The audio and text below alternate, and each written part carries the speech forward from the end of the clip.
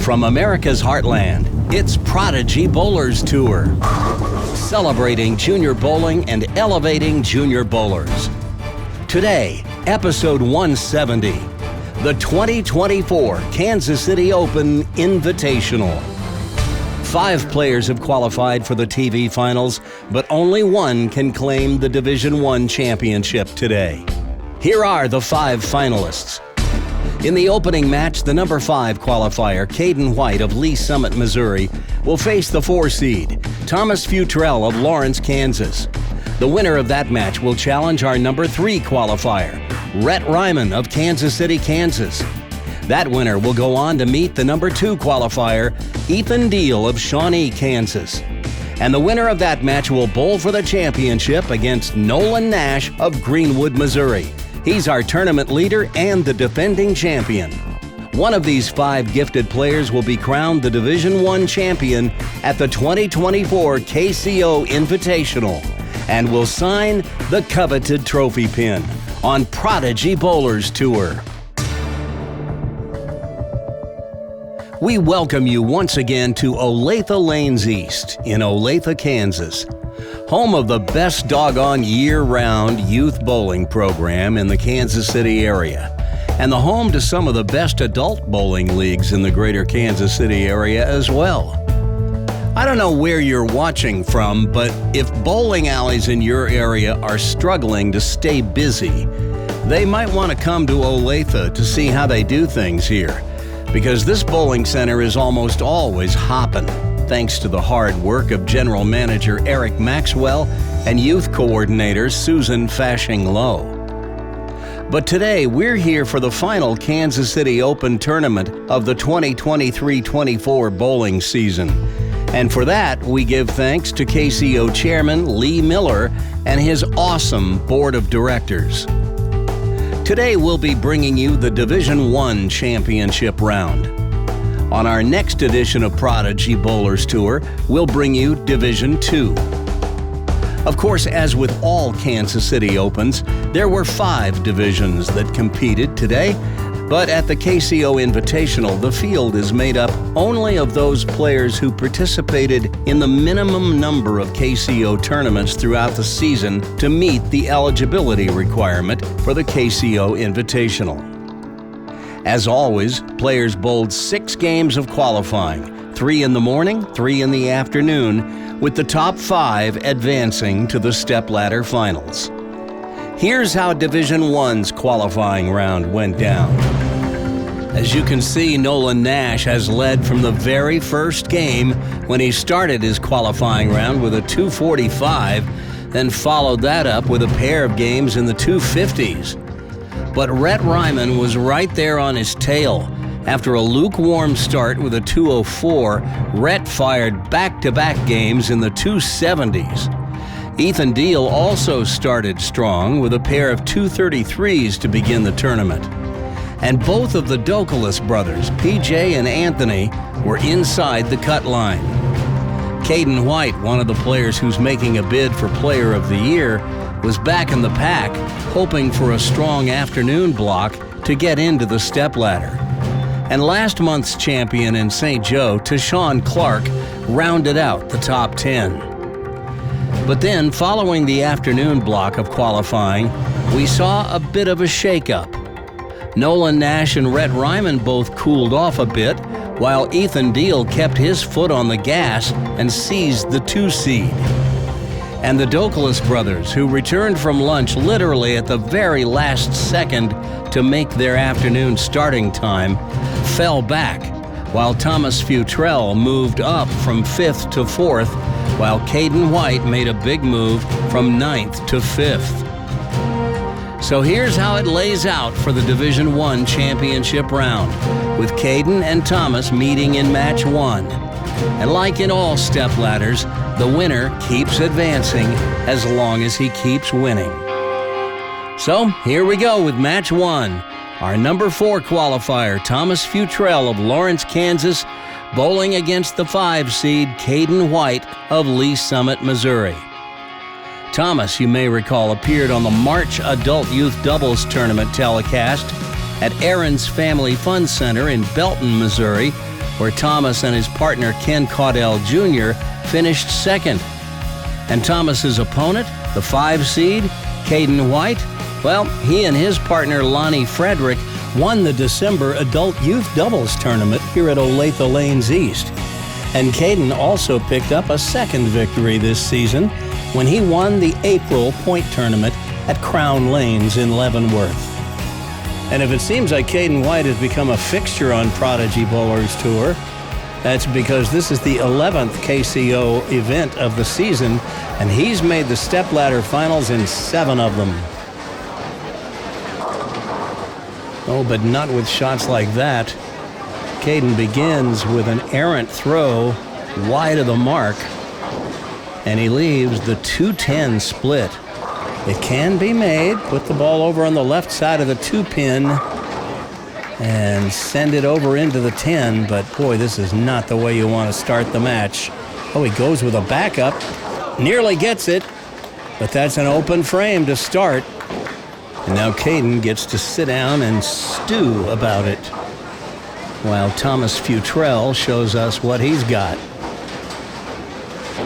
This young man's been bowling since the age of 5.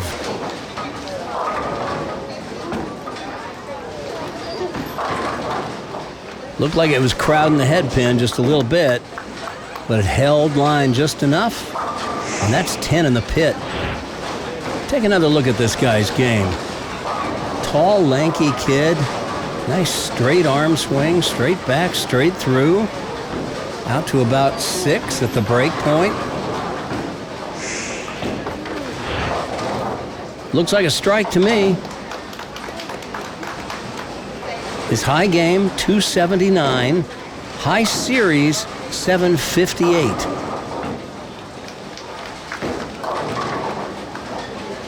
Well, a light hit, nearly leaving the 7-10 split. The 10 goes out late, leaving just the 7.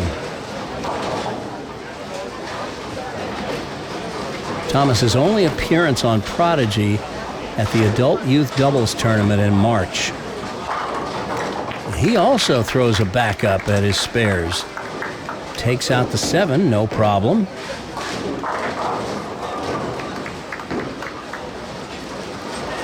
And now Caden, after having an opportunity to reflect on that opening toss that just barely ticked the head pin and left a split, he will try to make amends here.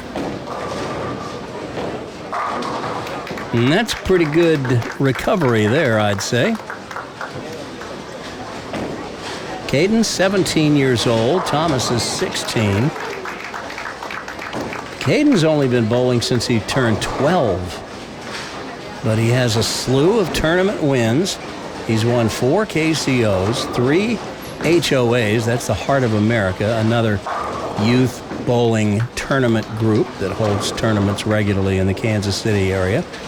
He has 3 Kansas City USBC tournaments to his credit and 1 Missouri Youth Bowling Congress tournament. And he has another strike on the score sheet. And that'll make him feel a whole lot better after that open in the first frame. Watch it again. Nice slide, foot perpendicular to the foul line. Full disclosure, I gave Caden a lesson last week, so I'm pretty pumped that he made the stepladder. All right, Thomas. Man, you could see him gesture with his right hand. He knew that was a problem as soon as it was off his fingers. It's the troublesome 4, 6, 7. Not much you can do with this. Just take the 2 on the left, take your count, and move on. And that's what he does. Well, I ask these kids a bunch of questions, especially the ones that I don't really know all that well, just to give me a little background information about them. One of the questions on the questionnaire is, what do you want to be when you grow up? And Thomas's answer? Rich.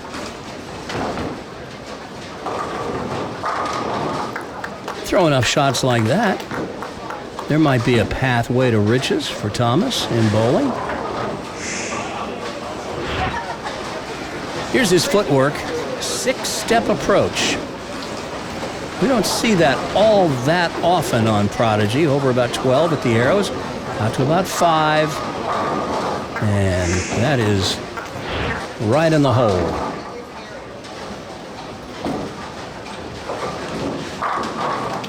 And speaking of right in the hole, Caden, that's a turkey now. 3 solid strikes in a row. And that pushes his lead out to 23 pins. We're working on shortening his approach just a little bit. Caden always started at the very back of the approach. I asked him, so if you need to throw it a little harder, where do you go? Move your approach back to the parking lot? What? So we moved him up, and he was surprised that he could generate so much speed from the upper row of dots, the 12-foot row of dots. So I think he's going to give himself a little more room than we'll see. He's moved way up. It should also help with his balance at the foul line. He's usually got pretty good balance, but he'll get going so fast sometimes he'll fall over at the line. There's a solid strike for Thomas Futrell. His favorite bowler, E.J. Tackett. That's a pretty good one. The reigning player of the year.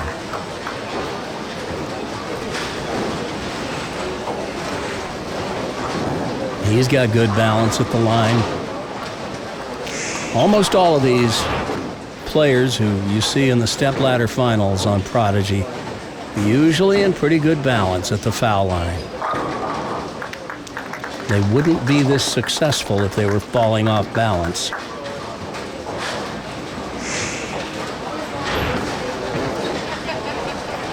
Two things you look for is, are they balanced at the line? Can they hold that pose? And how steady do they keep their head through release? Thomas has both of those covered. All right, Caden, working on a 4-bagger. Call that a 5-bagger.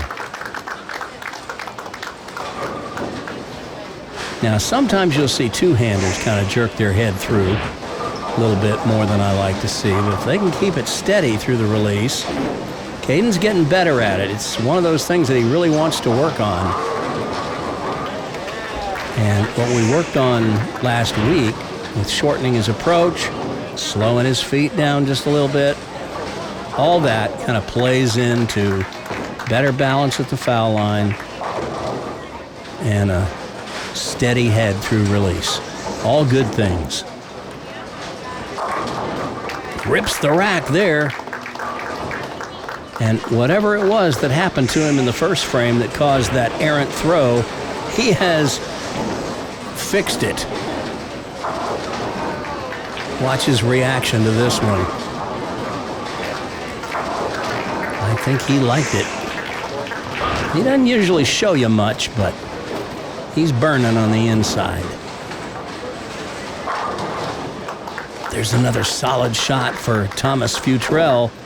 And although he spotted Caden a few pins there with that open in the third, he's keeping himself in the match. Almost matching Caden strike for strike here.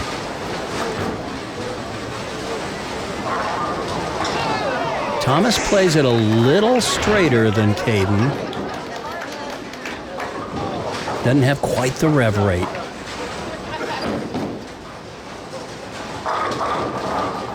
Well, that one he lofted out on the lane. It delayed the hook a little bit.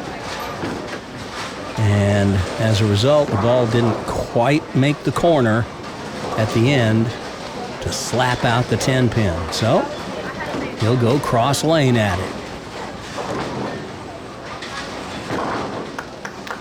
Thomas says his best moment in bowling is picking up a 10 pin.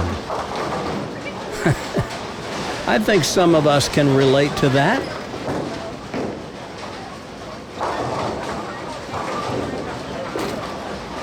All right, Caden trying to keep this string of strikes alive. He can grow his lead to 34 with another one here in the 8th. There it is. He's going to try and run away and hide from Thomas.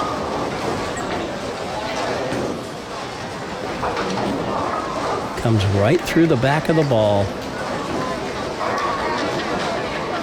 That minimizes the deflection going through the pins.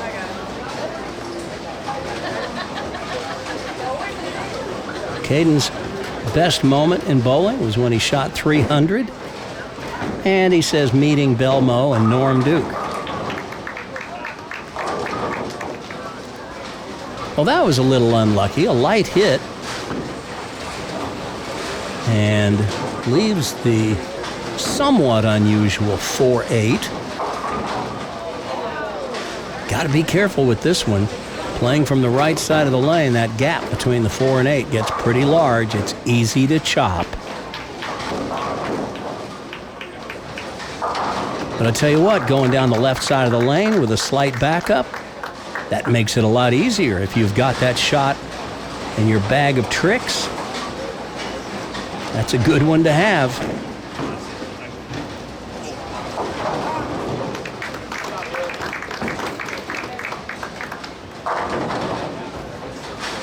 Well, Thomas pretty much had to have that strike. The best he can do now is 224.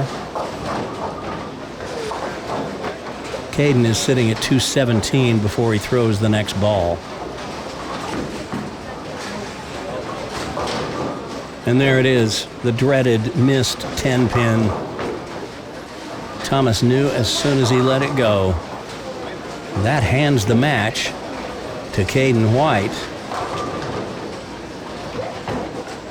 Thomas will go through the formality of finishing out the match.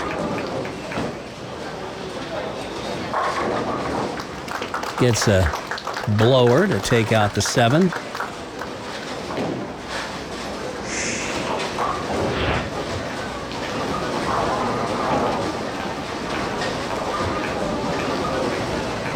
He's got a pretty fundamentally sound game. I don't love the loft. I think with the modern game and the modern bowling ball, you're better off getting it into a roll a little quicker. But he makes it work for him.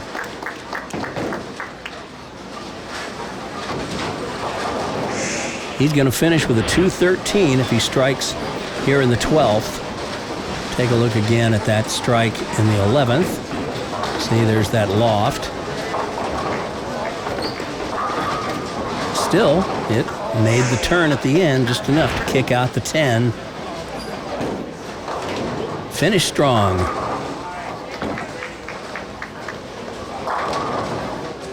Well, he got that one a little wider than he wanted, but still a 212. Good game, just not enough today.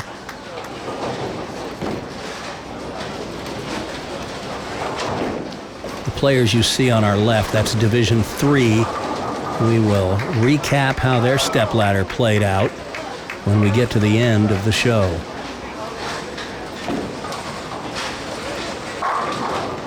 Boom.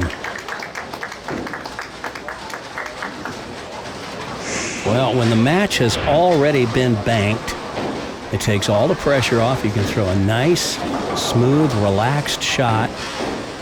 And the pins just kind of ask to go down when that happens. They're just not going to put up as much resistance.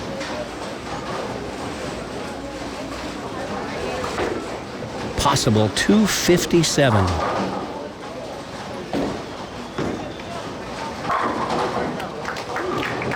Any questions?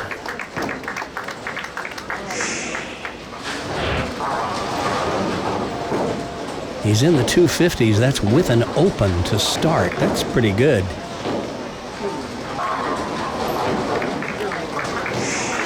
Obviously didn't let it bother him.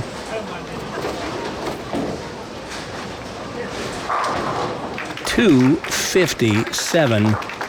Thank you very much. And it's on to match 2, where the only two-time winners on Prodigy Bowlers Tour in Division 1 this season will face off, Caden and Rhett, when we return.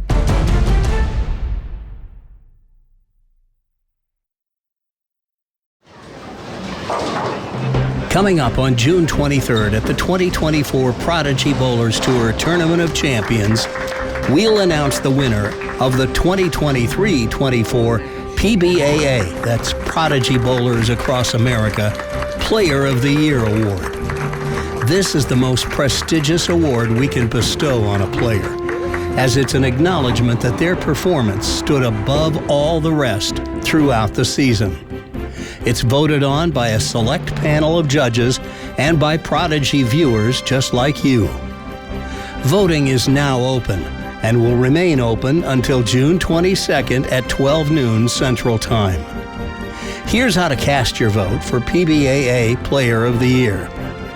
Type the player's name for whom you wish to vote in the subject line of an email and send it to vote@ProdigyBowlersTour.com. Again, the email address is vote@ProdigyBowlersTour.com.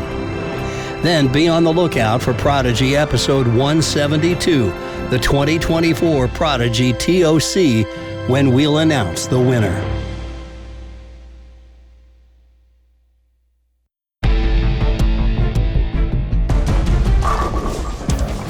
Most of the time, when you throw 7 strikes like Thomas Futrell did in that last match, it'll be good enough to put you in contention for a win. But when your opponent throws 10 strikes at you, like Caden White just did, and drops a little 257 on you, well, there's not much you can do but tip your hat and shake his hand.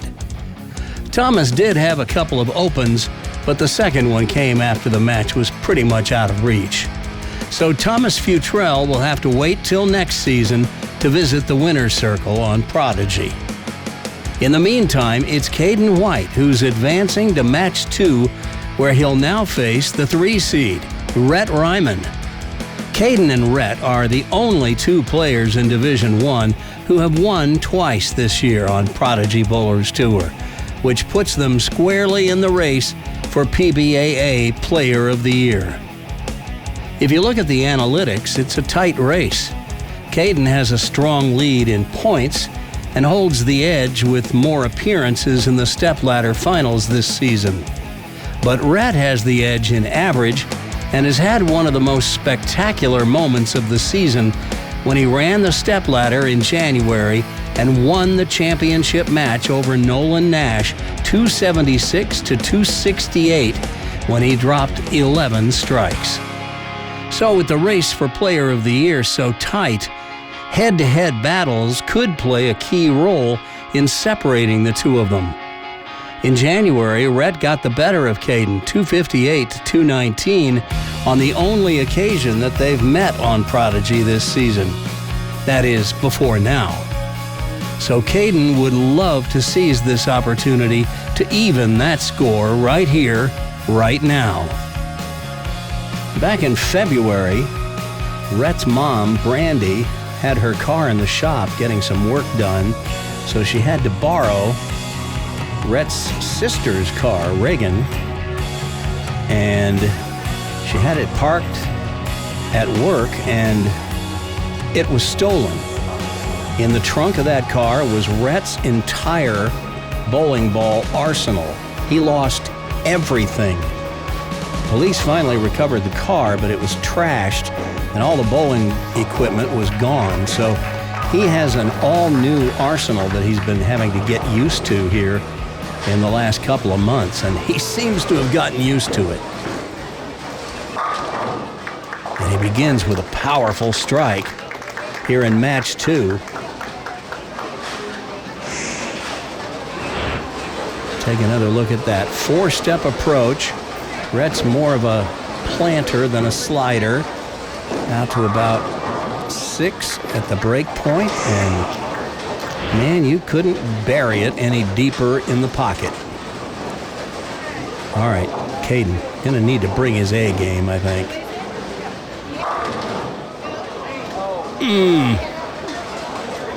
7-pin stubbornly refuses to go.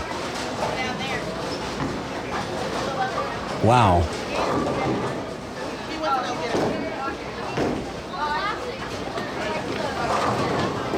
Both of these players really good spare shooters. Caden goes straight at the 7-pin, leaving no doubt. Well, the other sports that Caden likes to play, golf, baseball, and soccer. He and Nolan Nash like to go out and chase the little white ball around the golf course. One of these days, I'll get the camera out. We'll chase that little ball around with him. Light shaker for Caden. And there's his first strike of the match to even the match. Well, Rhett has not bowled in that many KCOs this season. This is just his 7th appearance. But boy, he's made them all count. He finished top 5 in 5 of the 7. He finished 10th in Lawrence in November. And he and Colby Lovegren teamed up to finish 8th at the December Youth Adult. So he's finished top 10 at every KCO he's entered this season. And now he's 2 for 2 in the strike department here. He has 4 300 games to his credit and a high series of 797. That's pretty good.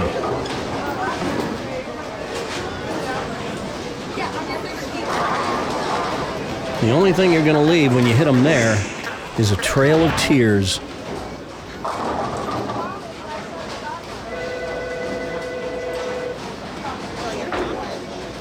Well, if that phone call is for me, tell him you don't know where I am.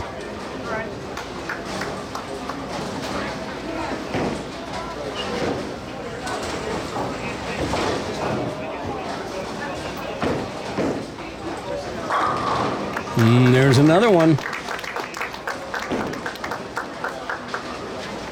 So Rhett out of the gate with a turkey. Here's his footwork up close. Goes heel first on that last step. That's the sign of a planter. A slider would go the ball of the foot first, and then the heel lowers to the floor to break the slide. All right, Caden. Sweeps him off the pin deck. That keeps him close. Just 10 pins back, and he can even the match with another strike here in the 4th.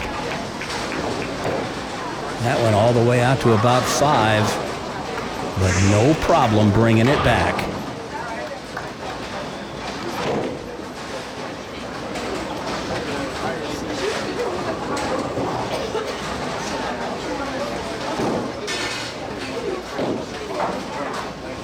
Well, we will return to Olathe Lanes East one more time on the 23rd for the Prodigy Tournament of Champions.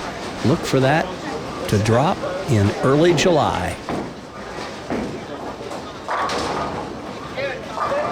Oh, man, he almost left a pocket 6-10.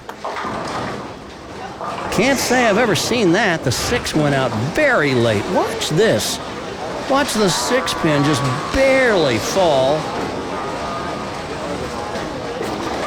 And it doesn't get the 10, but the head pin does.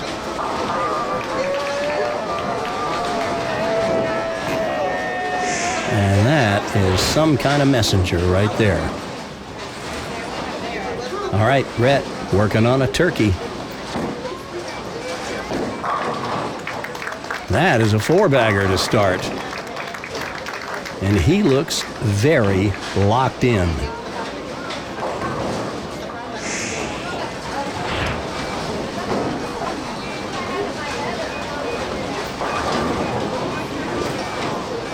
Love the swing.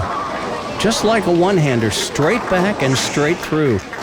That's one of the things that two-handers, some of them don't understand, is that the swing is not that different from a one-handed swing.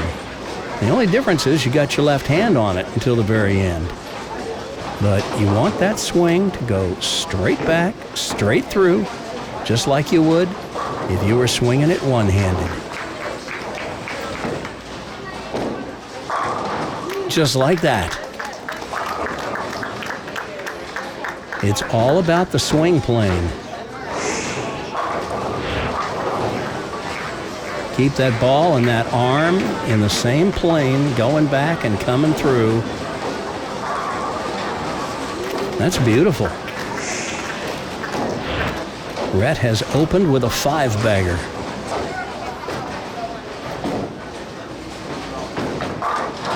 Oh, man. The ringing 10. The bowler's worst nightmare. Throw what seems like a perfect shot, and that 6-pin just flies around the neck of the 10. He'll go straight at it. You don't see Caden miss many of those. But if you're a right-hander, you better know how to make the 10-pin. You will leave more of those than any other spare. And if you're a left-hander, same thing's true for the 7-pin.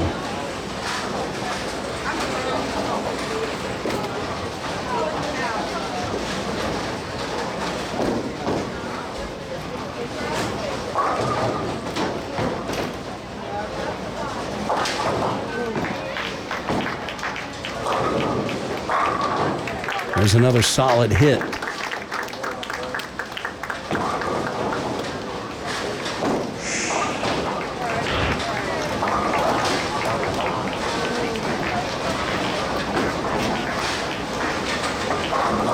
Gets up on his toes just a little bit sometimes. I think that's caused as much by the fact that he kicks his trail leg up so high in the air. If it'll keep it a little lower, he'll keep his slide heel on the ground a little better. All right, Rhett going for a 6-bagger. Wow, he gave it the big loft, and I don't know what knocked down the 10-pin. Maybe the wind? Take another look at Rhett's game. We've seen it a lot on Prodigy. Here he is at the bottom of the swing. You like to see the ball right under their head or a little inside of it. He is inside, and his hand completely on the bottom of the ball, below the equator. That's where all the power is.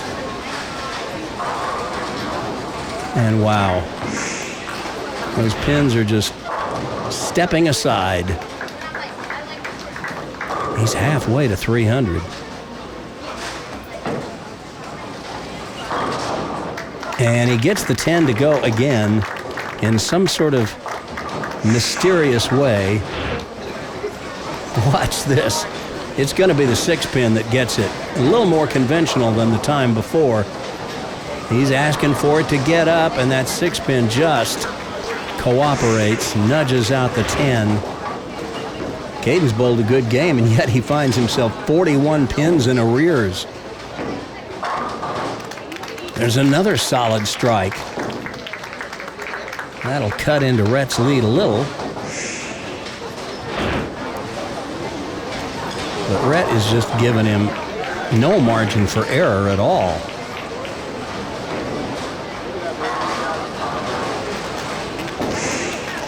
You hit him there, the pins are going down, unless you get just a terrible wrap.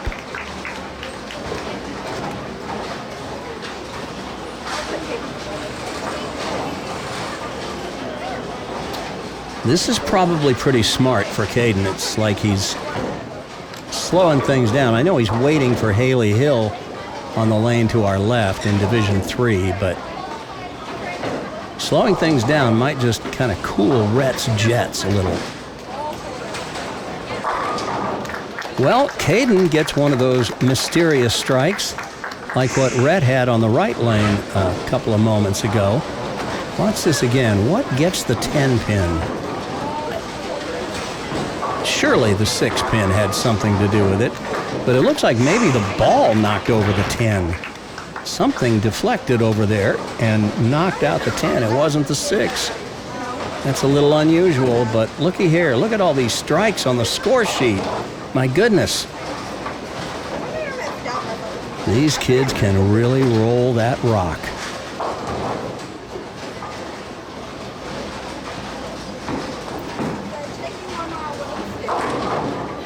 Oh, and Rhett gets a shaker to go. He's got all the shots.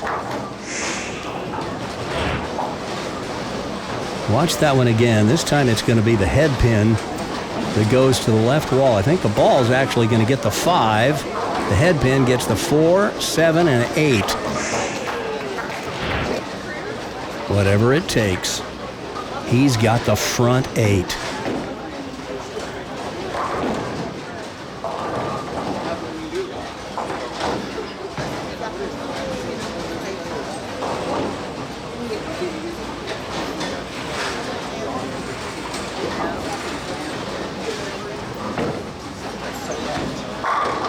He's got the front 9. And I'll bet we can find 3 that will look pretty similar in our Prodigy Bowlers Tour 3-up look from the 5th, 7th, and 9th frames. They do look pretty similar. But just how similar are they? We'll be able to tell when we lay them on top of one another in our exclusive Prodigy Bowlers Tour 3-deep look.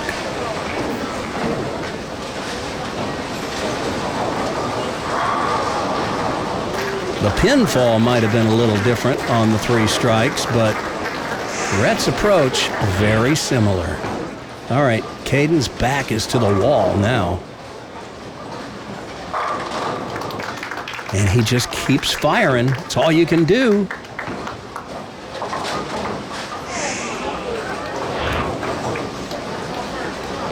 That's another quality shot by Caden. Remember, he shot 250 the last game.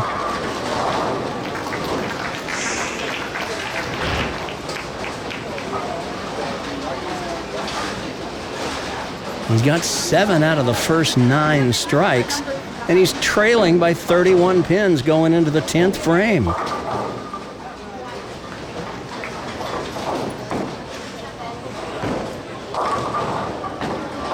Well, he knew when he let go of that one it was iffy. Comes in light. The best he can do is 248.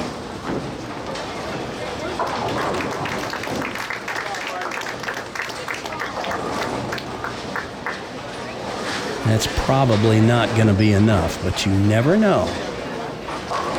I have seen some very, very strange things happen in this sport. Just keep firing.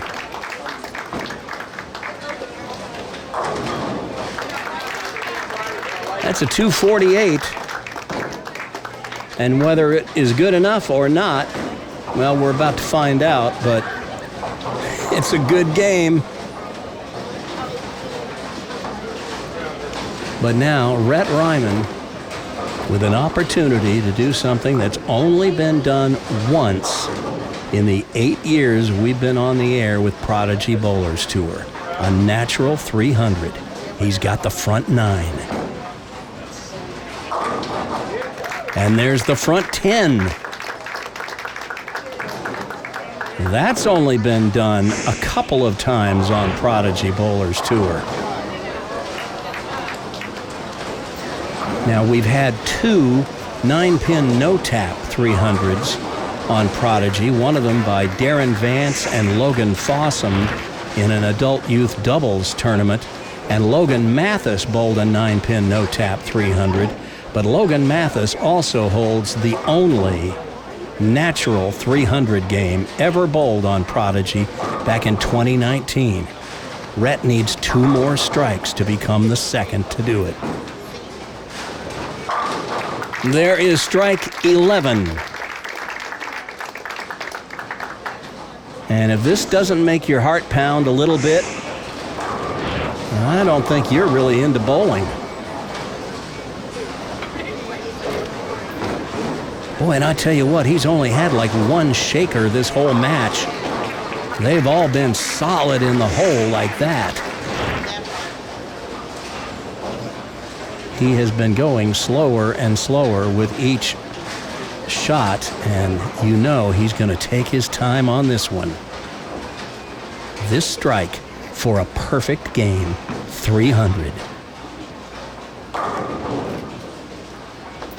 Come on, ball! Perfection!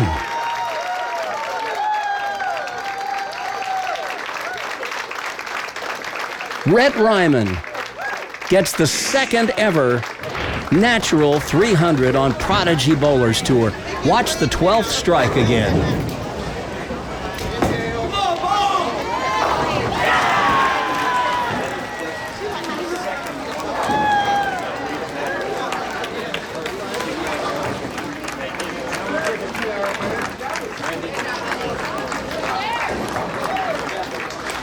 You know his heart was pounding. Congratulations. Awesome. How about that? We'll take another look at it from behind.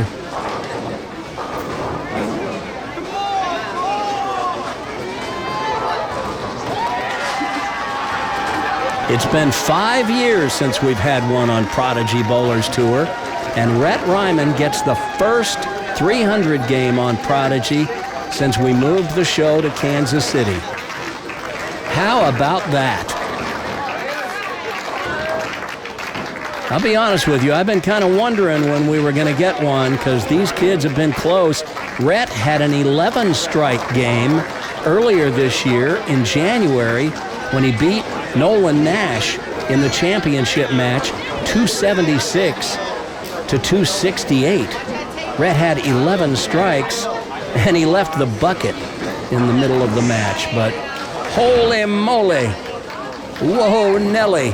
It's a 300 on Prodigy Bowlers Tour, and Rhett Ryman owns it in a 300 to 248 thriller against Caden White. So Rhett Ryman moves on to match 3. He'll face Ethan Deal next.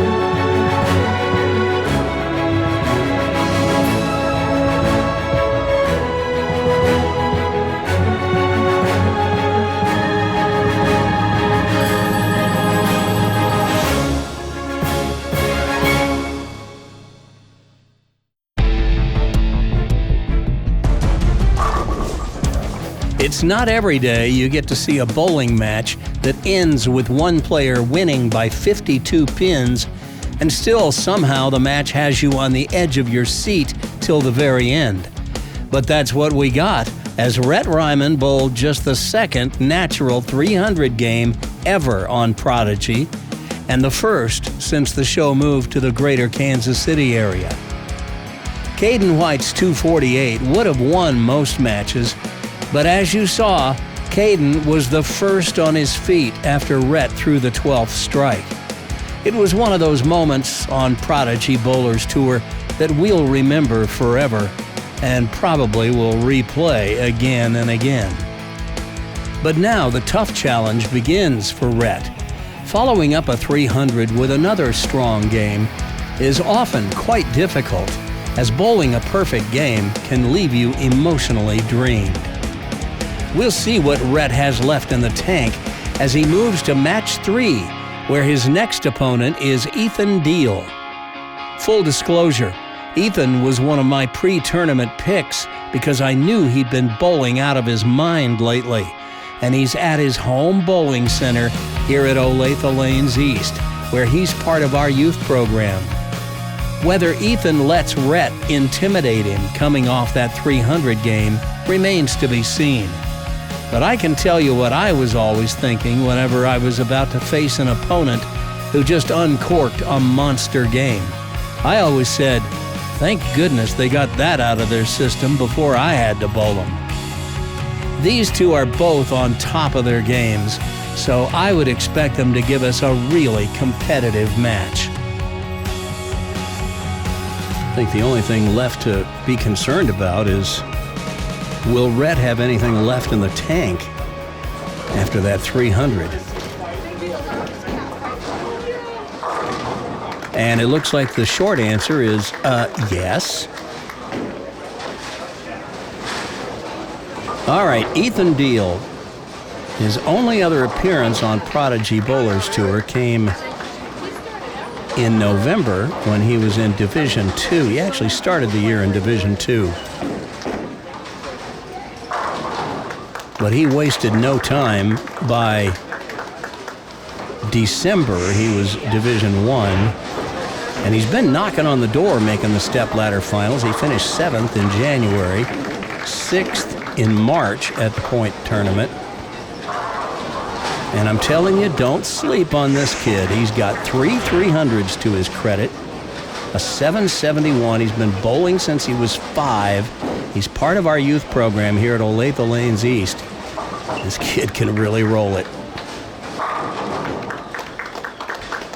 He puts a double on the board to start the match, take an early lead.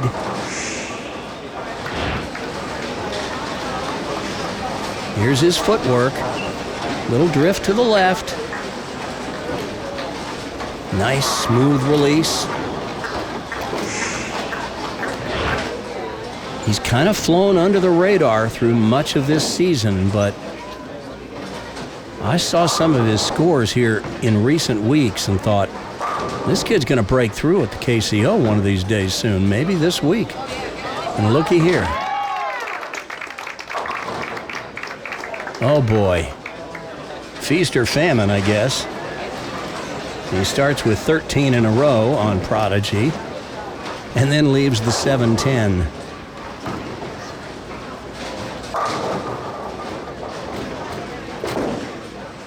He will take a moment and let Haley go over on the left, and he will just throw it as hard as he can at the 10 pin, try to bounce it out.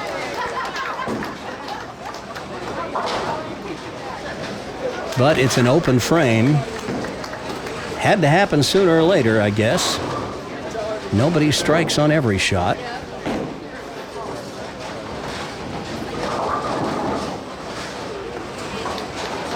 But now Rhett falls behind by 22. And he will move over to the left lane and try to start another little string of strikes.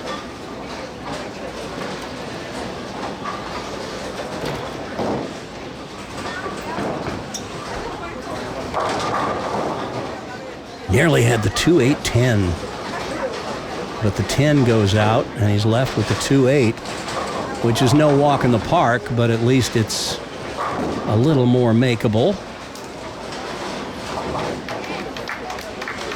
You know, we've talked about it before. When you bowl a big game, not just a 300, but any big game, it's hard to back it up with another one.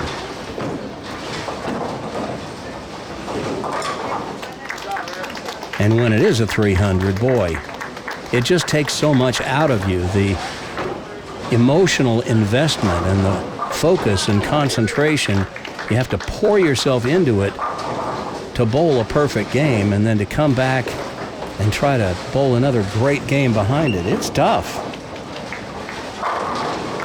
And there's a turkey for Ethan Deal, and he's not playing.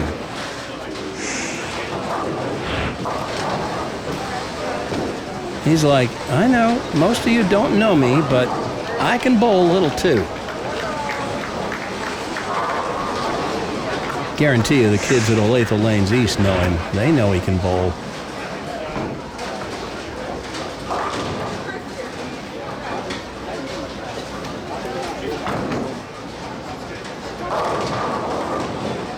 Well, that one got away from him a little bit. A little wide.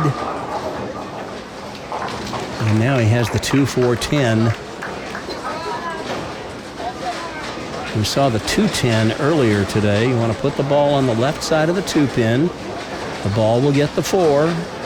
You'd like for the 2 to get the 10.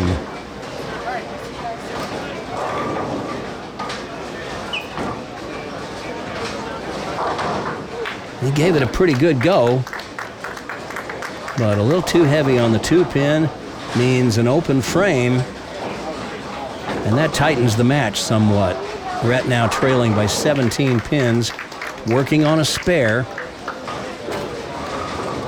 If he can put a double up on the board in the 4th and 5th, he'll cut that lead down to 7.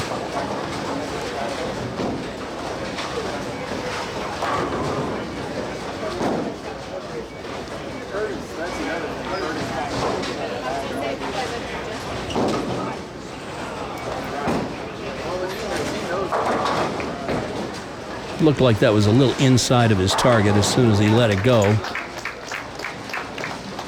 And I tell you what, after you roll a long string of strikes and then all of a sudden you go 3 frames and can't get a whiff of the pocket, you start to wonder if you'll ever strike again. But you got to be your own best friend out on the lanes, and you can't let those kinds of negative thoughts creep into your mind. You just got to say, all right, I'll get it the next time. Easy spare.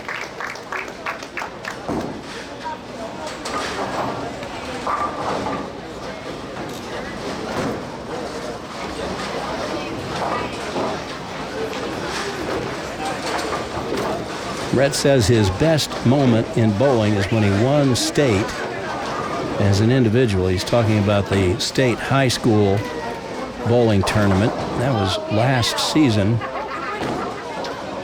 And when he shot 300 during the high school season for his team.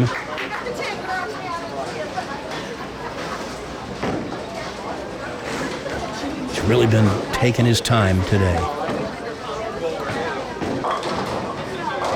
Well now, he just threw that one out the window. Misses the head pin completely and leaves an ugly form of the washout. The 1, 2, 4, 8, 10.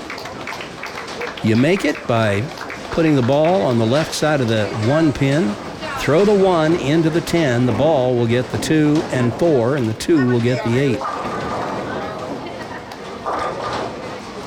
Oh, he got that 10 to wiggle. Something hit it. Just grazed it, though. Not enough to knock it over. Man, that was close. But it's an open frame, and now Ethan's lead is 34 pins. And Ethan knew that was a bad shot as soon as it left his hand, but he got away with it. crossing over, getting the Brooklyn to go. Watch the 3-pin go to the right wall. Slips between the 6 and 10. It's like a left-hander's trip 4, except they get the trip 6.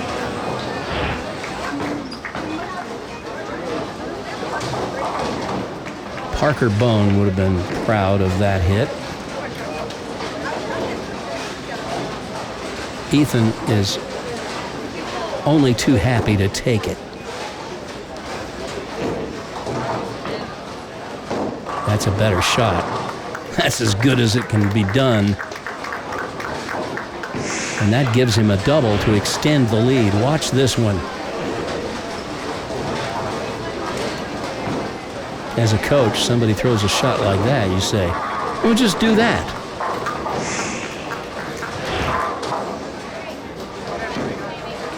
If only it were that easy.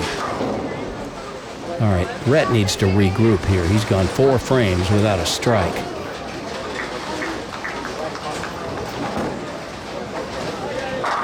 There you go, right back on the horse. Time to ride. Problem is he's 44 pins behind, and now in the back half of the match. Can't throw it any better than that.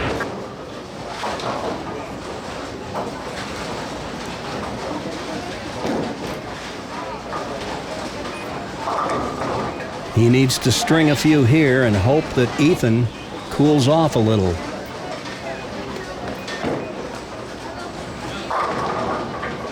Oh, man. Nearly the 7-10. Gets the 7 to go late, and then the 10 receives the message from the messenger. Watch the head pin. It'll go to the left wall. Here it comes. Goodbye, 10 pin.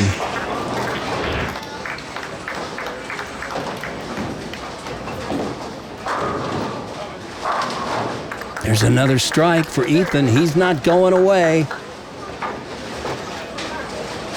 I told you, don't sleep on this guy.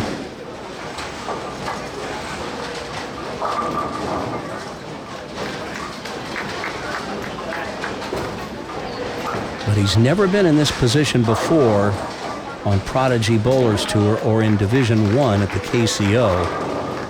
So we don't know yet if he's got the guts to go out and take it. Oh boy. Our third 210 combination of the day. Nobody's made it yet. Ethan would love to be the first today to convert this split.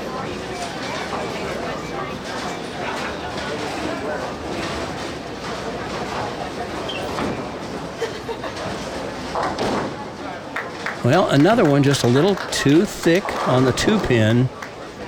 So it's an open frame, and now the lead is down to just 30. Rhett, working on a double, can cut the lead to 20 with a strike here, down to 10 if he can strike in the 8th and the 9th. And that would set up a very interesting finish.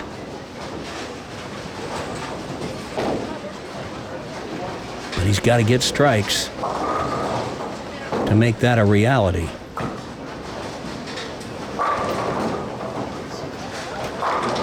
There's one. Man, he just ripped them apart, didn't he? That was almost like a can opener strike.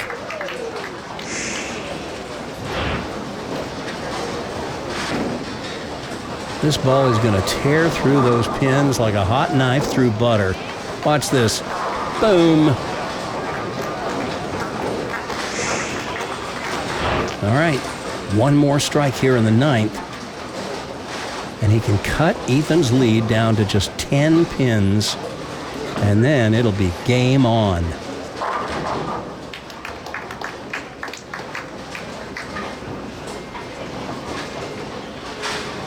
If he doesn't strike here, his chances of winning this match are, well, almost nil.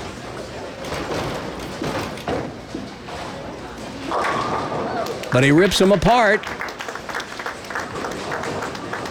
And now we've got us a match. Boy, he was 44 pins behind.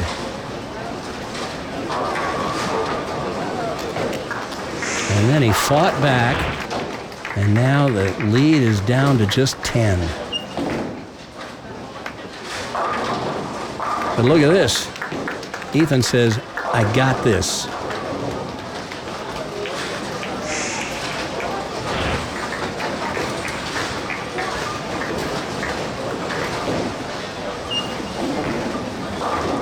Good balance at the line.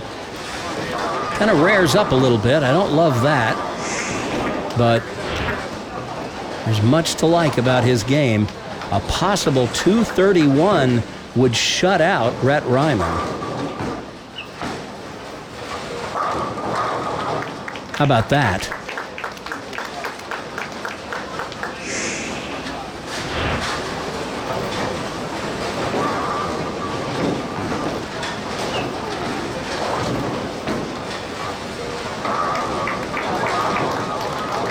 There's the first one in the 10th, and now, if he can get this second one in the 10th, he can shut out Rhett. How about that one right there? You want to talk about clutch. That locks him into no worse than a tie. And that's if he throws the next ball in the gutter, which I don't think he's going to do. So Ethan needs one pin to lock this one up. One pin and stay behind the foul line. This one goes in the win column for Ethan Deal. A 229. The best Rhett Ryman can get is 221 if he throws all three strikes in the 10th. Wow. But it looked like Rhett was going to have no chance.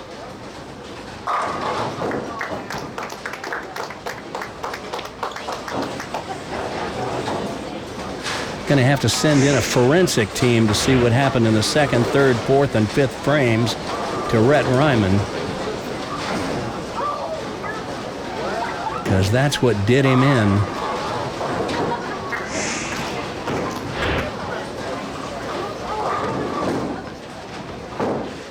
Two spares and two opens from the second through fifth frames. Otherwise, he's thrown nothing but strikes. Otherwise, he's thrown nothing but strikes all day in the stepladder finals. The pins just fly at a higher rate of speed sometimes when Rhett is throwing the ball. See that one again.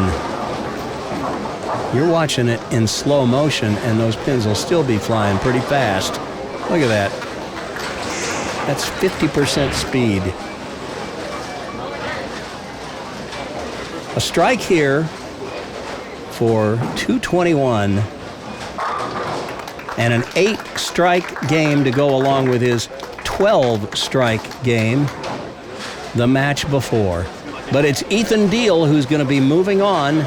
He will bowl for the championship today against our tournament leader and the defending champion here at the KCO Invitational, Nolan Nash. I bet he'd love to repeat.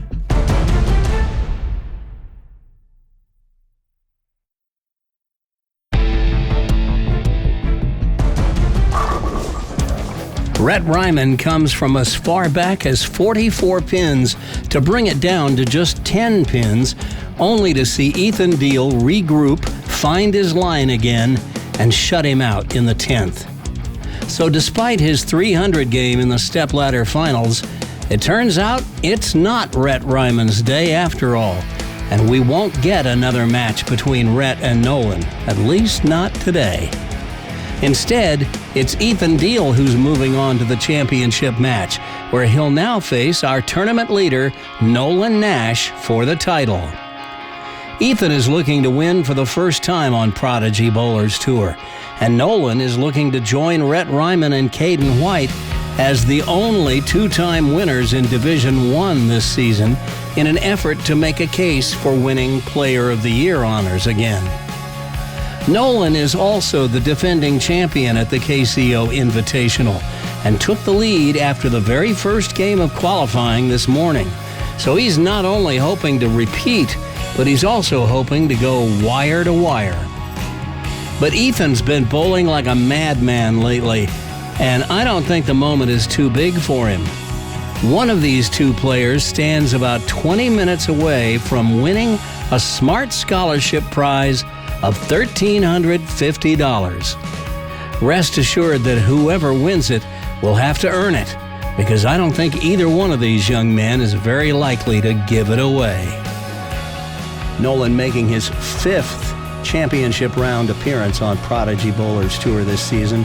That matches Rhett Ryman's mark. Too shy, though, of the 7 that Caden White has.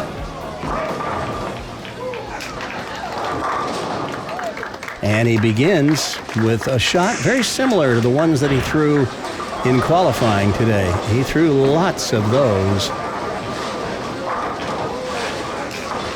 Big extension, follow through the shot. Man, that is just ideal.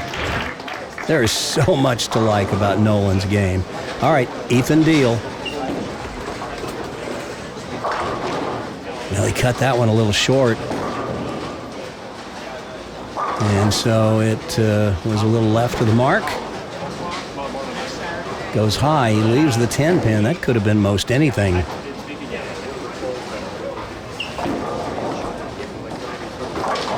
But he covers the spare, no problem.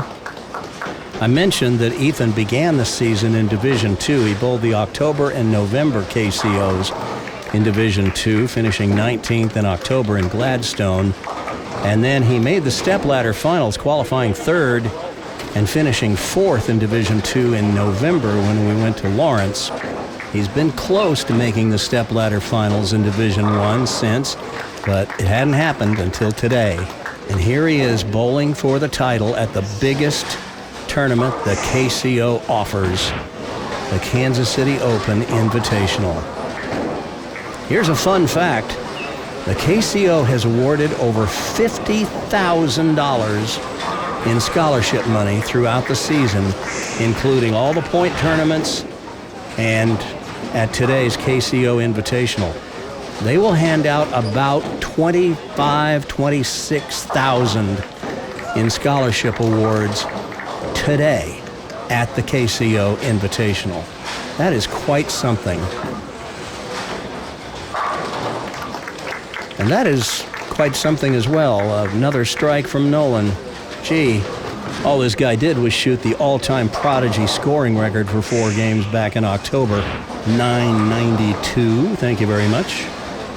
Take another look at this solid game. At the bottom of the swing, not only is the ball under his head, it's a little left of that or inside where we like to see it. Hand completely at the bottom of the ball, way below the equator. Can't do it any better than that.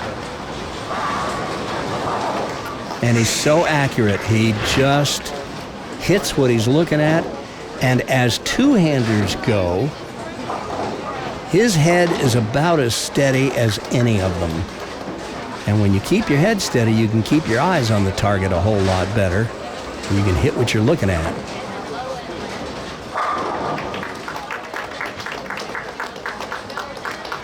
Three balls, 3 strikes. I don't want to jinx him, but could we have another 300 today? 3rd frame is a little early to be calling for it. Boy, he is certainly capable. So's this guy. He's not going to bowl 300 this game, but he might shoot 290.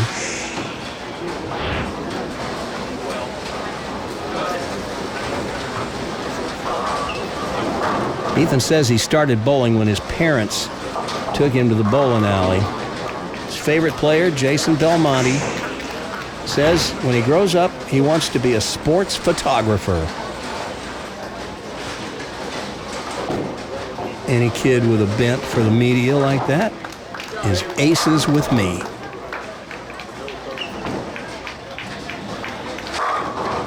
And there's another solid booming strike. And this might be one of those classic matches that we have every so often. Over about 17 at the arrows, out to about 6 at the break point, and down they go. All right, Nolan, you might have your hands full this match.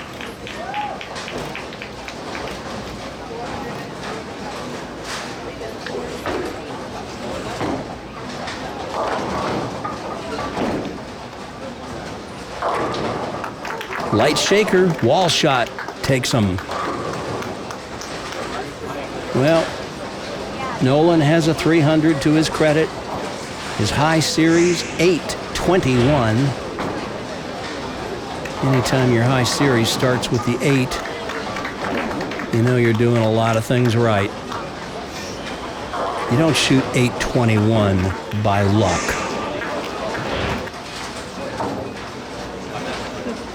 Wants to be a PBA member when he grows up. I think that's probably a given. I think the sky's the limit for this kid.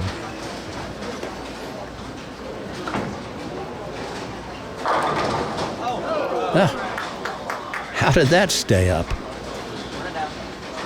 Must be nailed down. Well, the bowlers to our left on lanes 11 and 12, that's Division 3. As you just saw Isabel Young throw a shot. And we will recap how the Division 3 stepladder played out when we get to the end of our show today, right after we visit with our winner, whoever that's going to be, either Nolan or Ethan.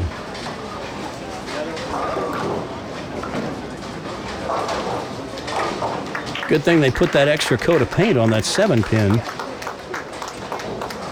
Don't want to hurt him, Nolan.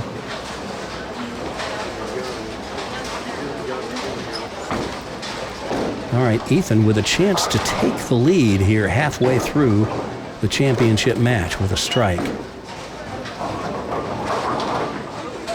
Oh, boy, that could have been disaster. But the 4 goes out, and he's left with just the 6-10. That one right through the nose.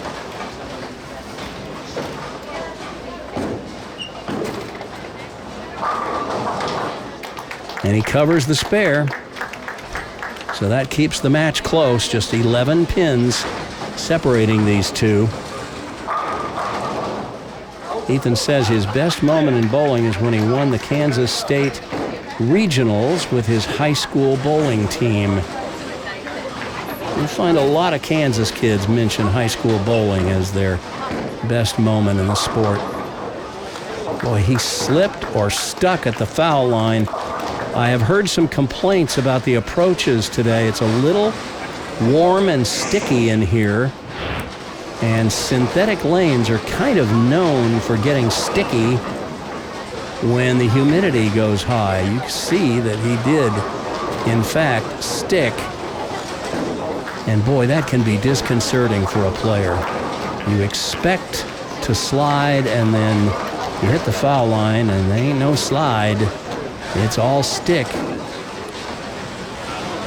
And fortunately, these kids are made of rubber. If I had gone up there and stuck like that, they'd be wheeling me out on a gurney. Boom! Nolan with another solid strike.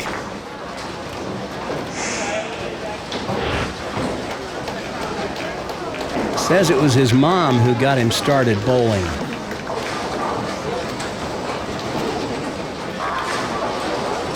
Look what you created, Mom. A problem for a lot of other bowlers.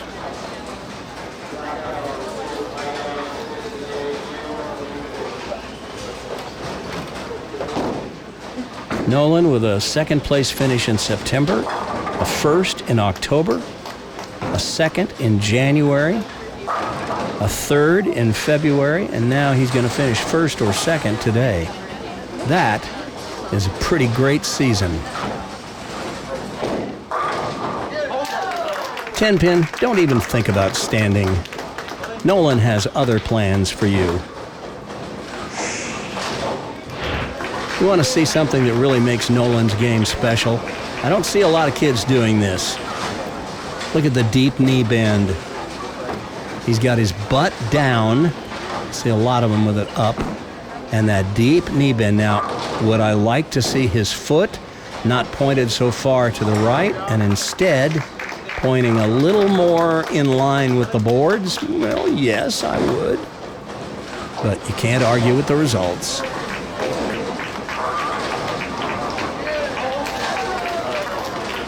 He likes it.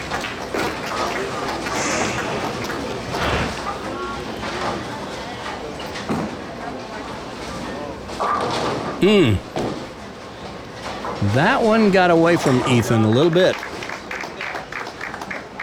Not sure if he got that one out into the dry a little too soon and it hooked back early, but whatever the cause, he's left with the 3-6-10. And that's well done.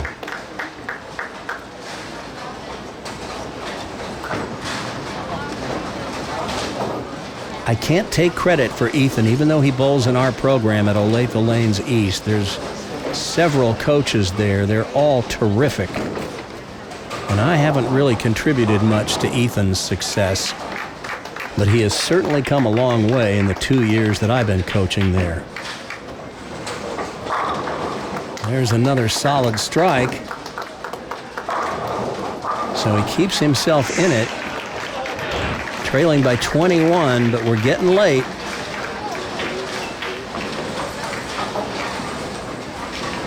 Love the swing plane. Straight back, straight through. I talk about that all the time, but man, your bowling swing plane is the bread and butter of your game.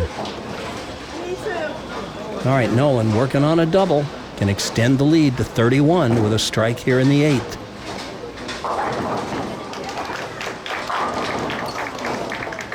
Pretty good shot. I didn't like the rack, though. It looked to me like the 1 and 3 pins were a little tight. I might have taken a re-rack on that. When the 1 and 3 are tight like that, it'll sometimes cause the 6 pin to lay down in the gutter because of the angle that the 3 is going to hit the 6. But he'll have to shoot the 10 now. Pretty simple spare.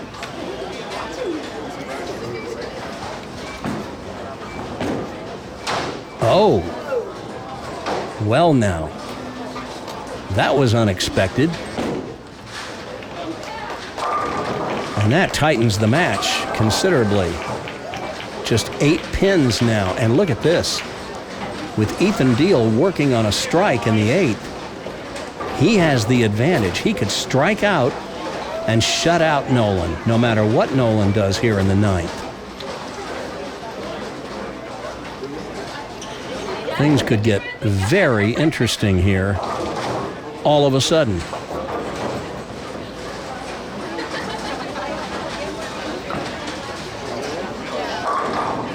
Oh, man.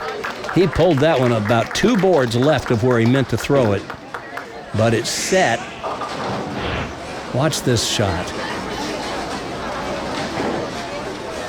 It's going to hit high in the pocket. Man, that was left of the 3rd arrow. Goes out to about 12 at the widest point, but because it was in the oil, it just kind of set, and he trips the 4. All right, Ethan, up in the 9th. Oh, no! He can't believe it, and look what he has. Up pops the devil. The 3, 4, 6, 7, 10. He's got to go for it. Here's how you make it. Send the 3 over into the 4-7. Wow! What a time for that clutch shot. I wouldn't have given you 10-to-1 odds in that situation. With the stakes being so high, look at this. Well, my respect for Ethan just went way up. I already knew he could bowl, but man, that tells me he has the heart of a champion. But the problem for Ethan is he can no longer shut out Nolan.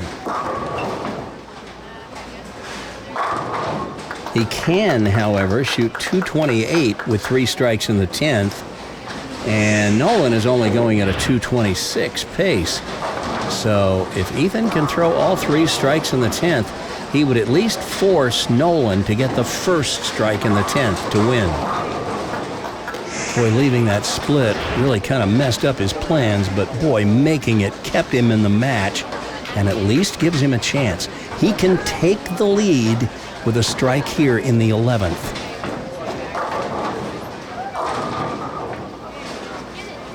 But instead, he leaves the 10 pin. Boy, he would have liked to have had that strike. It would have put all the pressure on Nolan. But make this, shoot .218, and then sit down and hope. And that will force Nolan to mark in the 10th. Any kind of a mark, spare or a strike. He's working on a strike here, so he's not going to lose any pins in count if he doesn't strike, but he must at least spare, and then he'll need 3 pins on the fill. But he must mark.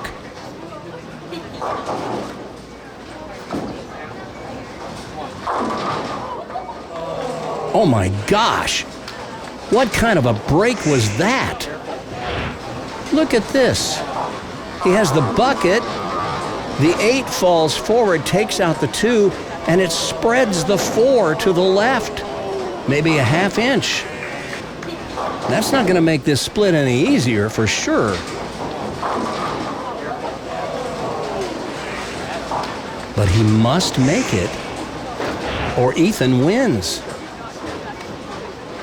Here's how you make the 4-5. You put the ball right between them. The ball has to touch both pins. Nolan needs a spare and a little bit of count to win the title.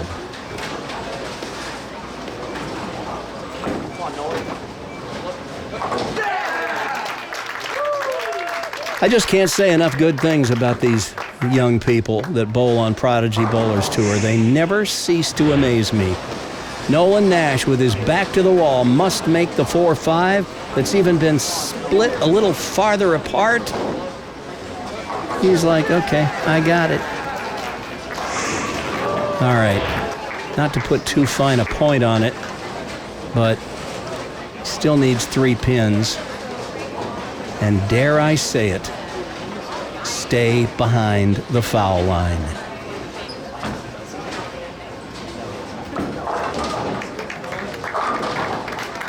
That is a back-to-back champion at the KCO Invitational. Nolan Nash successfully defends his title at the KCO Invitational. And how good was this show? Wow. All right, we'll visit with Nolan right after this.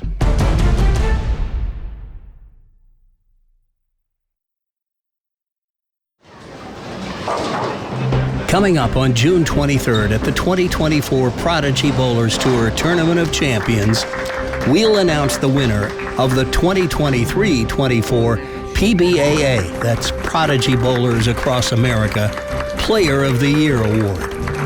This is the most prestigious award we can bestow on a player, as it's an acknowledgement that their performance stood above all the rest throughout the season. It's voted on by a select panel of judges and by Prodigy viewers just like you. Voting is now open and will remain open until June 22nd at 12 noon Central Time. Here's how to cast your vote for PBAA Player of the Year. Type the player's name for whom you wish to vote in the subject line of an email and send it to vote@ProdigyBowlersTour.com. Again, the email address is vote@ProdigyBowlersTour.com.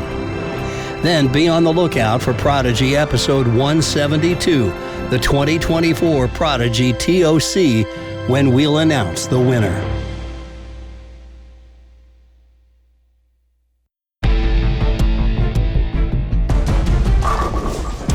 That was a thrilling down-to-the-10th frame championship match. First, Ethan stayed alive in the match by converting the big split in the 9th frame, and then gave himself a chance with a mark in the 10th, which forced Nolan to mark. But when Nolan's strike ball came up light and the bucket broke down to just the 4-5 split, all the chips were pushed forward on the table, and Nolan had to convert the split. He did, and that was that. So Nolan Nash joins Rhett Ryman and Caden White as the only two-time winners in Division I on Prodigy Bowlers Tour this season, making for an interesting race for Player of the Year. Caden has the most stepladder appearances on the season, but the worst head-to-head record against Rhett and Nolan. Nolan owns the distinction of setting the all-time Prodigy scoring record for 4 games back in October, and Rhett Ryman shoots the first 300 game on Prodigy in the Kansas City area to go along with his 11-strike 276 that he shot in defeating Nolan back in January, 276 to 268. So who's the Player of the Year?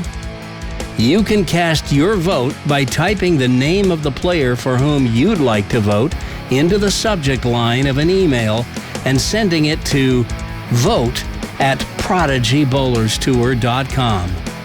Voting is open now and will remain open until June 22nd at 12 noon Central Time. But I can tell you that the player of the day here at the KCO Invitational in Division I is none other than Nolan Nash, who successfully defends his title today. And now, it's time we sit down and visit with him.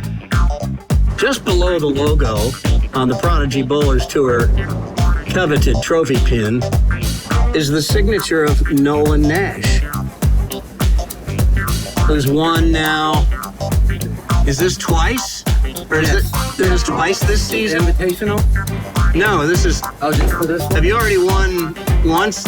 You won once this season. Yeah, back in October. But you never won a second time. Nope. Until today. Till today. And boy, you made it dramatic. I guess so. Honestly, I didn't really pay attention to the scores, what was going on. I was just kind of doing my thing. So you get up in the 10th frame. Ethan has forced you to at least mark. Yeah. And you had just missed a 10 pin on the same lane the previous time you were up. Yep. What are you thinking to yourself when you get up in the 10th? I'm just praying. I'm like, Jesus, please help me out here. Don't leave another 10 pin. Yeah, just help me control myself and throw a good shot. And I just so happened to leave the 4-5. But yeah, you had the bucket standing there for a minute, and then the 8 fell forward and knocked out the 2. Yep. And now what are you thinking? Really, I was just trying to hit the left side of the 5. That's all I was really thinking about, was if it gets there. But it was definitely split open a little bit more because everything fell. But it just, the ball fit perfectly in there, and it was just fell right through it. You made it. You got the mark. You got plenty of count on the fill ball. Yep. And now you've won the KCO Invitational. Yep.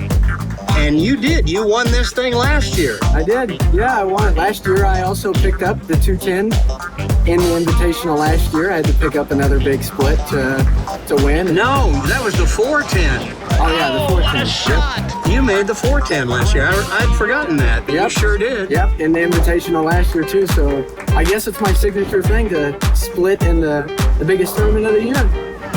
Well, congratulations. You know what this means. You're already eligible for the Prodigy TOC in 3 weeks, but you get to put your name on the pin one more time. Yep, I am. So he's already below the logo. Now he's going to go above it. Going for a little symmetry here. And today's date is what, 6? Today is 6/2/2024. 24. All right. Well, this was a memorable show today. We had a 300 by Rhett, and we had a thrilling finish with Nolan Nash becoming back-to-back champions here at the KCO Invitational. Congratulations, buddy. Thank you so much. As I mentioned on the show, the players to our left on lanes 11 and 12 were the Division III group, and here's how their stepladder played out. In the opening match, the 4 seed, Haley Hill, defeated the number 5 qualifier, Gage Wilkins, 196 to 158.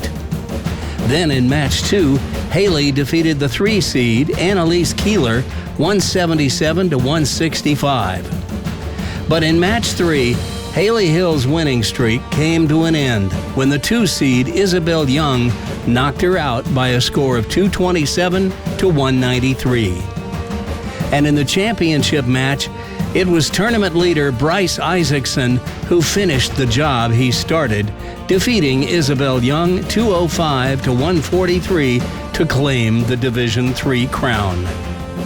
So congratulations to Bryce Isaacson on winning the title in Division III and punching his ticket to the Prodigy Bowlers Tour Tournament of Champions on June 23rd.